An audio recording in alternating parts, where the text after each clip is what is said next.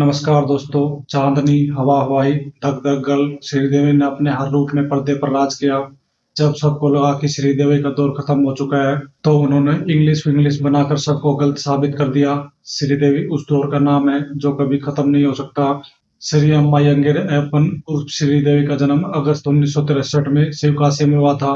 4 साल की उम्र तक आम बच्चे अपने माता पिता से स्कूल न जाने की और खिलौनों की जिद करते हैं। श्री तमिल फिल्मों में अभिनय कर रही थी। उस छोटी सी बच्ची की एक्टिंग देखकर हर कोई हैरान रह जाता था। तमिल के बाद उन्होंने तेलुगु, मलयालम, कन्नड़, हिंदी भाषाओं में भी काम किया। जब उन्होंने एक बार फिल्मों में कदम रखा तो उन्होंने कभी पीछे मुड़कर नहीं देखा।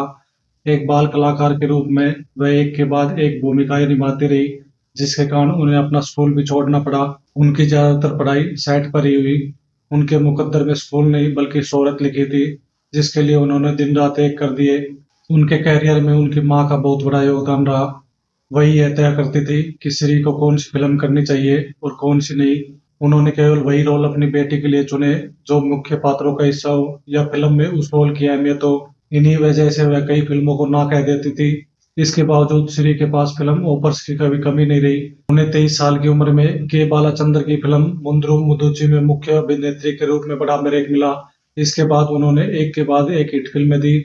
श्रीदेवी दिन दुगनी और रात चौगुनी गति से उन्नति की सीढ़ियां चढ़ रही थी। वह उम्र में अपने को स्टार से जरूर छोटी थी, लेकिन विचारों में बहुत बड़ी थी।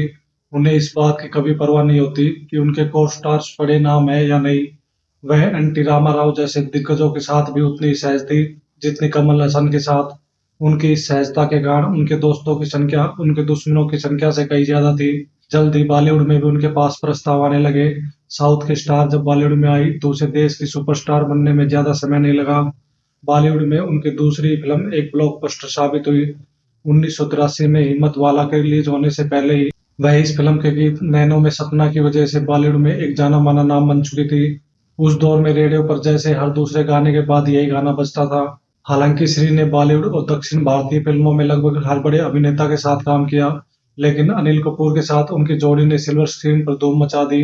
जब उन्होंने फिल्म मिस्टर इंडिया में नीले रंग की शिफॉन की साड़ी पहनकर डांस किया तो उस गाने ने बॉलीवुड के सारे रिकॉर्ड तोड़ दिए।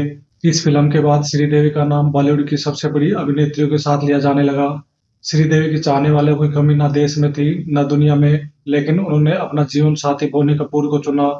बोनी अनिल कपूर के बड़े भाई थे। शादी और उनकी बेटी जानवी कपूर के जन्म के बाद उन्होंने फिल्मों से दूरी बना ली। लोगों को लगा कि श्रीदेवी का कैरियर खत्म हो चुका है, लेकिन देर से ही सही एक बार फिर श्री ने पर्दे पर धमाकेदार वापसी की। इंग्लिश विंग्लिश ने यह साबित कर दिया कि श्रीदेवी का दौर कभी खत्म नहीं हो सकता है। इस कहानी और किरदार ने लोगों के दिलों को छू लिया। इस फिल्म में उन्होंने एक माँ की भूमिका निभाई जो एक विदेशी भूमि में पूरी तरह से नई भाषा सीखने की कोशिश कर रही थी। अजनबियों से घिरी उस दुनिया में उन्होंने वह सम्मान मिला जिसकी तलाश वह सदियों से अपने घर में कर रही थी। एक दयालु और देखभाल करने वाली लेकिन दृढ़ निश्चयी माँ के उनके सूक्ष्म चित्रण की सभी आलोचकों ने सराहना की। वह जितने भी समय तक हमारे बीच में रही, उन्होंने हमेशा सबके दिलों पर राज किया।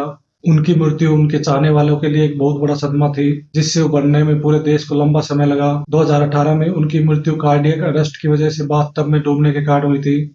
श्री एक नाम है जो बॉलीवुड के इतिहास में स्वर्ण अक्षरों से लिखा हुआ है।